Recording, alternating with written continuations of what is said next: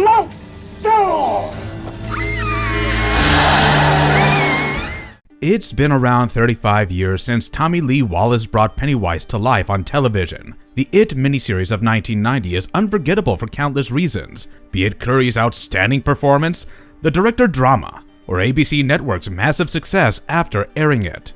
Ever since, It has been adapted into movies and is recently haunting Derry through HBO's series. However, no one can deny that the 1990 show, in all its glory and flaws, paved the very path on which Bill Skarsgård's Pennywise ran. Apart from being on Pennywise's dinner menu, the young and adult actors who fleshed out the Losers Club were also catapulted into fame once the series became universal. We might have recognized the familiar faces in other shows or films, but over time, whole new bunches of kids kept getting terrorized by Pennywise, and somewhere we lost track of what the first ever Losers Club members are up to. This video is a tribute to all those dedicated performers who solidified It on mass media. While some continue to be in the industry, others have switched careers. Sadly, some of them are no longer present among us. So without further ado, let's check out where the cast of It is now and what they're doing. For ease of understanding, I'll list the young cast members first before moving on to the adults. Before we go into our explanation, we have a very small request. If you like our content, please support us by subscribing to our channel. This is a small click for you, but for us, it means a lot. Thank you. Let's begin.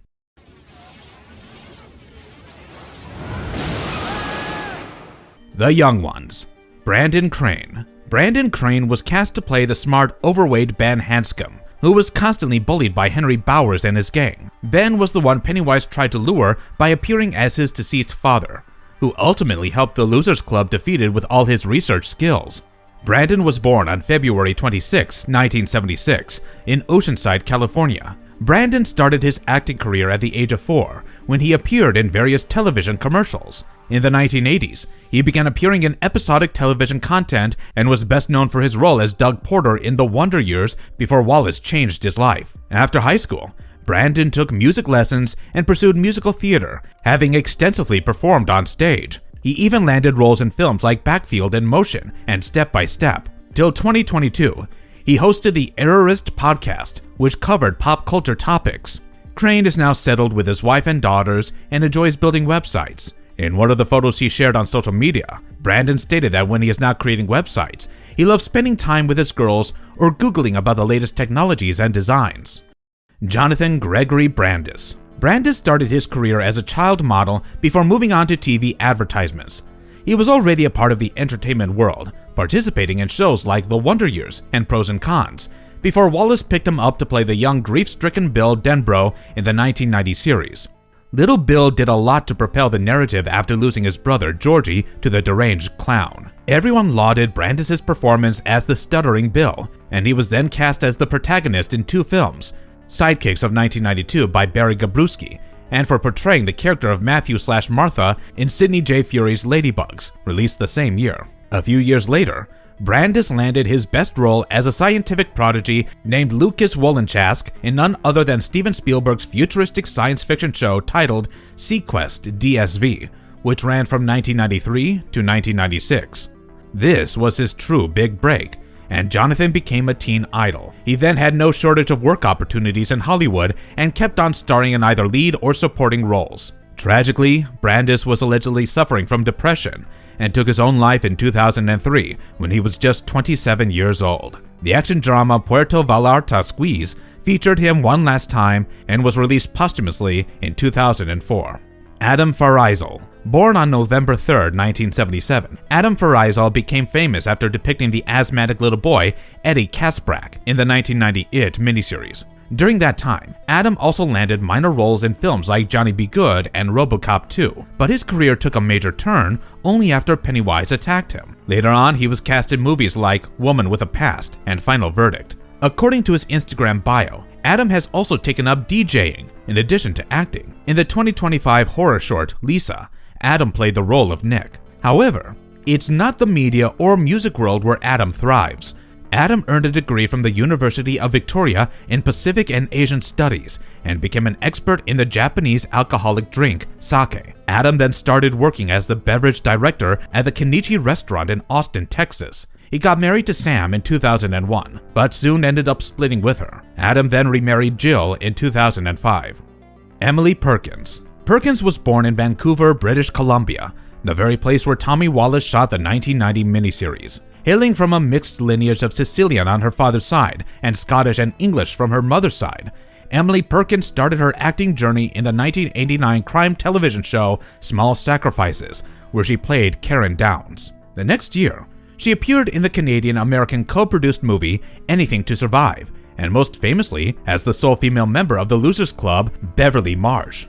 Emily was far from leaving the industry after the miniseries, as she pursued acting for a pretty long time. She has over 37 acting credits, including Woman on the Ledge, Past Perfect, Catherine Marshall's Christie trilogy, Juno, and others.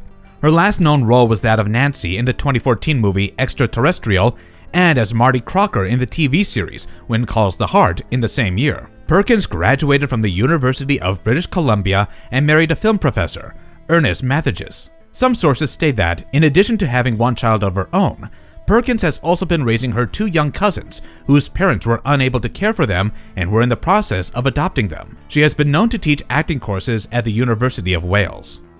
Marlon Taylor. Marlon Taylor, who had to audition twice and go through about 3 or 4 callbacks before getting cast as the young Mike Hanlon, already had some experience before joining the cast of It 1990. He was in 2 1989 television shows, namely Just the 10 of Us and Dr. Doctor. He caught everyone's attention after playing the role of the only colored person in Derry, who not only had to grapple with the horror of Pennywise, but also racial prejudices. That same year, Marlon also appeared as Peter Kirkland in another television series, You Take the Kids. Marlon continued acting in other shows and movies like Prison Stories, Women on the Inside, The Bad Boxer, Know Thy Enemy, and in the 2009 short, The Puppeteer. He is still active and appeared in the 2017 television show Z Nation. Taylor also portrayed the role of the Creature in the 2025 Lisa.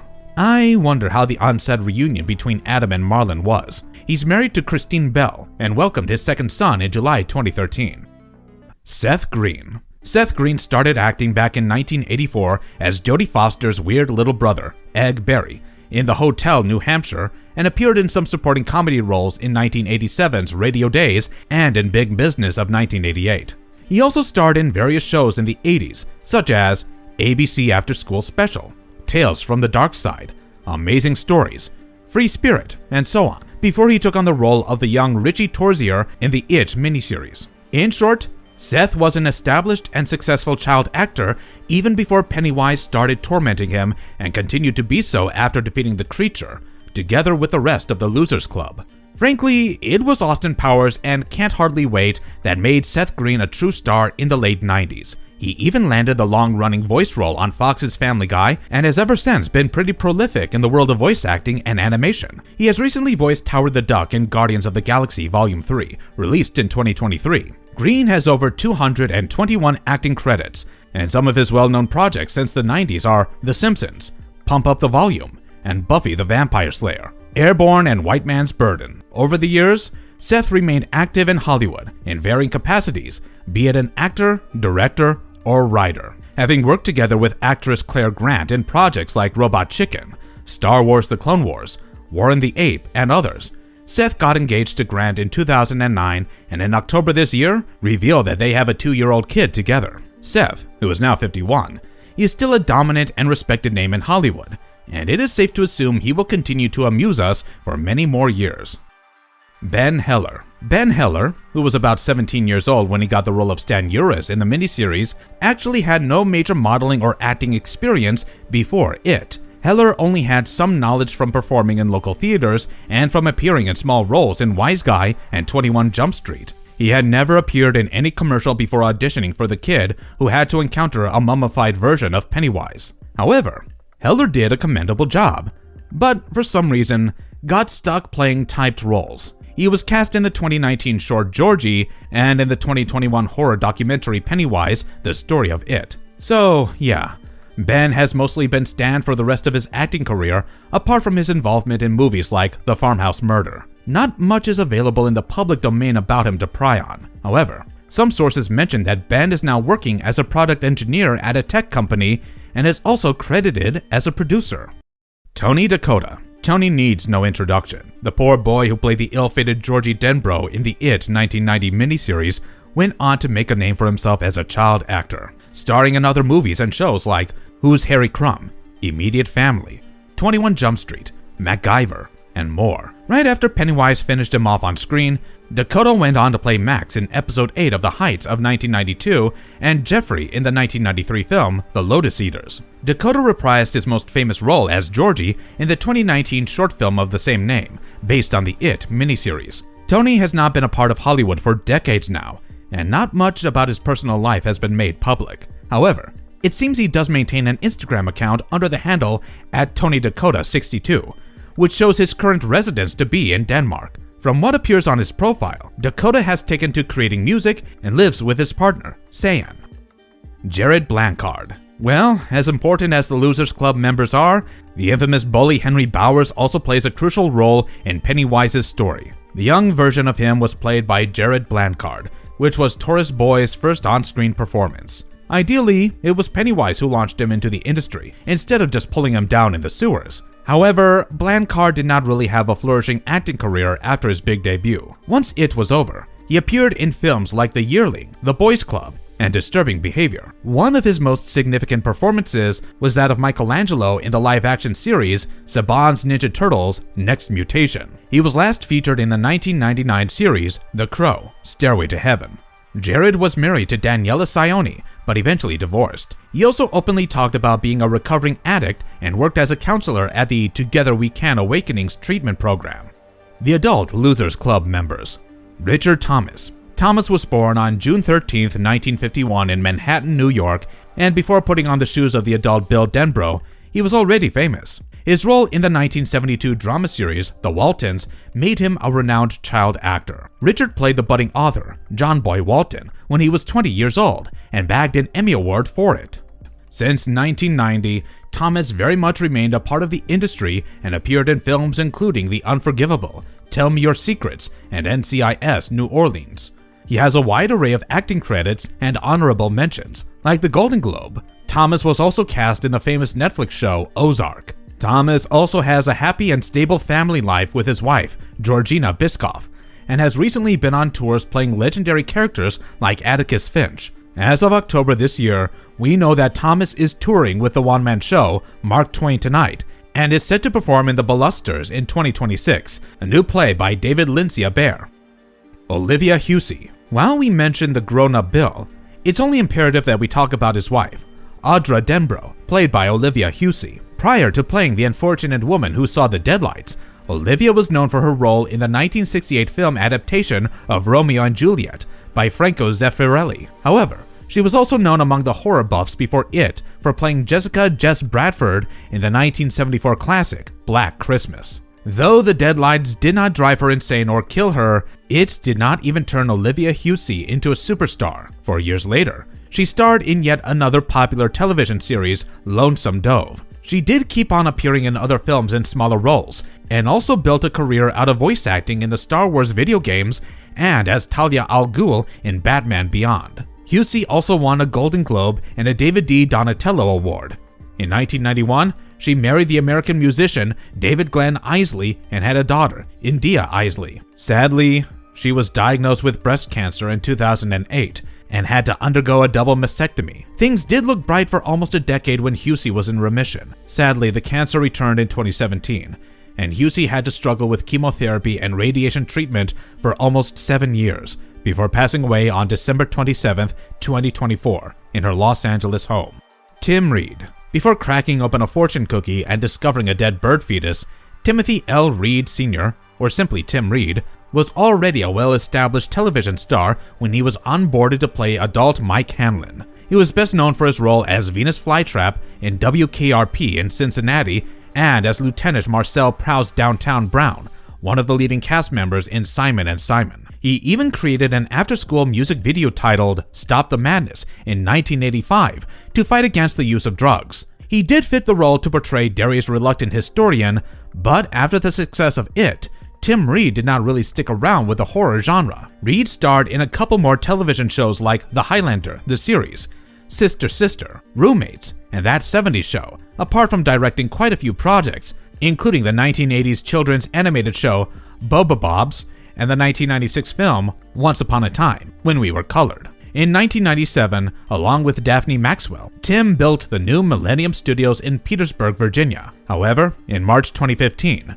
Reed had to sell the property due to a lack of film production in Virginia. Tim was married to Rita Ann Sykes from 1966 to 1980, and they had 2 kids together, Timothy II and Tori Reed. In July 2011, Reed was selected to be a member of the governing board of the American Civil War Center at Tredegar Iron Works. Oh, that's definitely an upgrade from the Losers Club.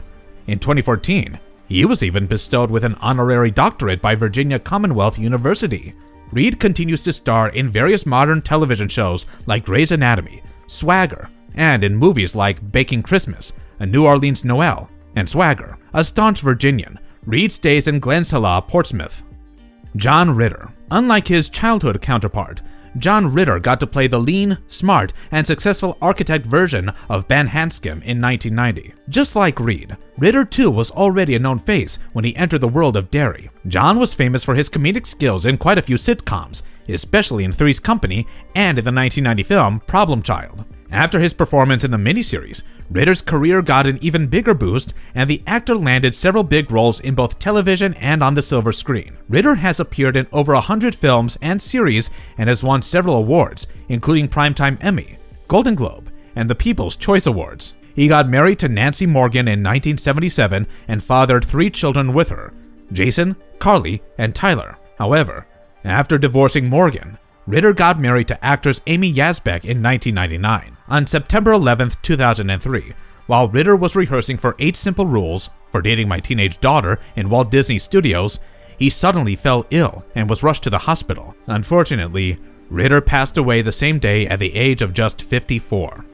Michael Cole. Just because the Losers Club grew up, it did not mean the jackass of a person, Henry Bowers, would no longer be there to harass them. However, it wasn't just his own cruelty that led him back to Pennywise's den, but the clown's manipulation also played its part, and the character ultimately met a gruesome end after accidentally stabbing himself in the chest. Cole, too, was a part of the television industry, some 3 decades before Wallace cast him. He started his career in 1961 in the film drama Forbid Them Not, and went on to appear in other films like The Bubble of 1966 and Chuka of 1967. He was also recognized for guest appearances in the 70s in various television shows like Wonder Woman, Chips, The Love Boat, and Evening in Byzantium. He was last known to be featured in the TV movie of 2008, Grave Misconduct. He was married thrice and divorced twice. He had 2 kids from his first wife and a daughter from his second marriage. However, he had a drinking problem and went through treatment in the early 90s at the Betty Ford Clinic and was helped by his then-wife, Shelley Funes. Cole passed away last year at Providence Tarzana Medical Center in Tarzana, California, at the age of 84. Harry Anderson. Harry Laverne Anderson was a famous American actor, magician, and comedian who became a household name for his role as Judge Harry Stone in the 9-series sitcom, Night Court. Frankly, Harry surprised audiences by appearing as the adult Richie Tozier in the 1990 It miniseries, because he was already in the middle of filming Night Court. I am not sure how playing Richie impacted Harry Anderson's career in the long run, because he was already extremely famous in his own right. He starred in countless television programs and appeared in a couple of films, with his last being A Matter of Faith in 2014. He also took a hiatus from acting for some time to focus on his growth as a writer. Between 1982 and 2001, Harry Anderson wrote several publications, including Harry Anderson's Games You Can't Lose, A Guide for Suckers, When Ye, The Intentional Confusers magazine, and Games You Can't Lose, A Guide for Suckers. He married twice and had 2 children from his first wife, Leslie Pollack, but got divorced in 1999. The next year, Harry took the vows with Elizabeth Morgan, and 5 years later, the couple shifted from New Orleans to Asheville, North Carolina. In early 2018, Harry's health deteriorated due to influenza and several strokes. In April that year, the talented entertainer took his final breaths in his sleep at the age of 65. Annette O'Toole. For the oldies, like our grands who loved watching sitcoms in the 60s and 70s, Annette O'Toole made a lasting impression when she appeared in just one episode of The Mod Squad. Ever since, people became fans of her pretty face and commendable acting skills. Annette kept receiving offers to star in various movies, such as Smile, King of the Gypsies, Cross My Heart, and many more. However, It was her role as Lana Lang in Superman 3 of 1983 that cemented Annette's status in the film world. She also had a sprawling television career before getting to play Beverly Marsh. Indeed, Annette was brilliant as the grown and beautiful Beverly, and the show considerably helped to further her career. She got her first big regular television role in the 1996 drama series Nash Bridges and never had to look back.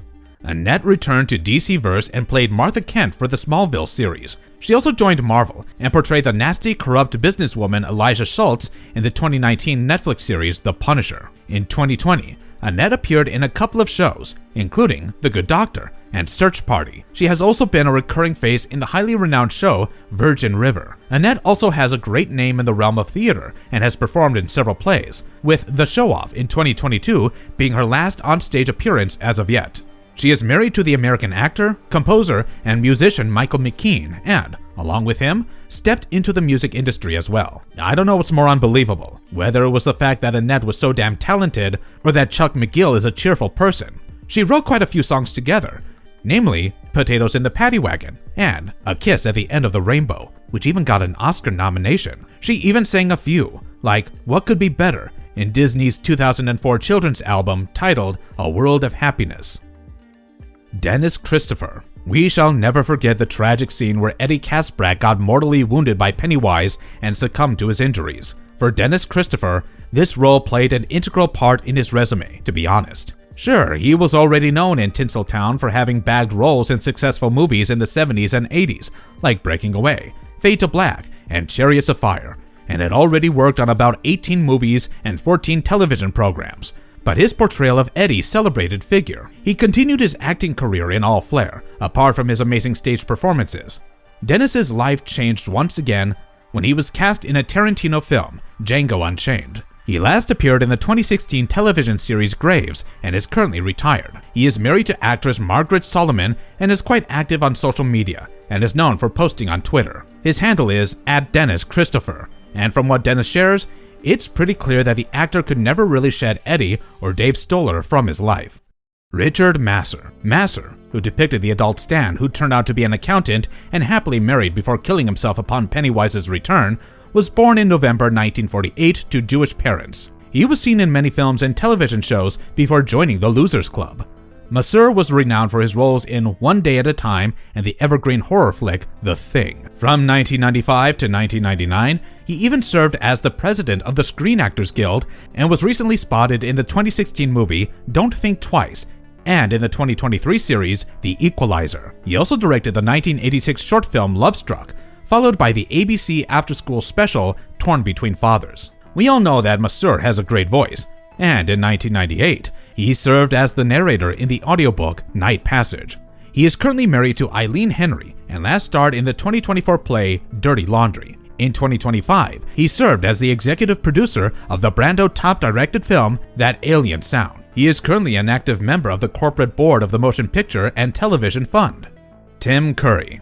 Okay, I know this list was meant primarily for the Losers Club peers, but it would be blasphemous to leave out the man around whom the entire group existed. There is no doubt that Curry made an absolutely awe-striking and terrifying Pennywise, but somewhere along the way, the role has overshadowed him. He was notably acknowledged for playing the alien scientist, Dr. Frankenfurter, in the 1975 horror musical, The Rocky Horror Picture Show. Curry has an impressive list of films, shows, and voice performances throughout his career. However, his big screen appearances decreased during the 2000s, and his last major role in a feature film was in the 2010 British comedy Burke and Hare. In 2024, he did a voice cameo in the horror movie Stream for the masked character Lockwood. He is also pretty successful as a solo music artist and has quite a few albums to his name. Curry has never married and fathered no children. He is a passionate horticulturist who has helped build and restore gardens, and even designed Freddie Mercury's garden. In 2012, the actor sadly suffered a near-fatal stroke,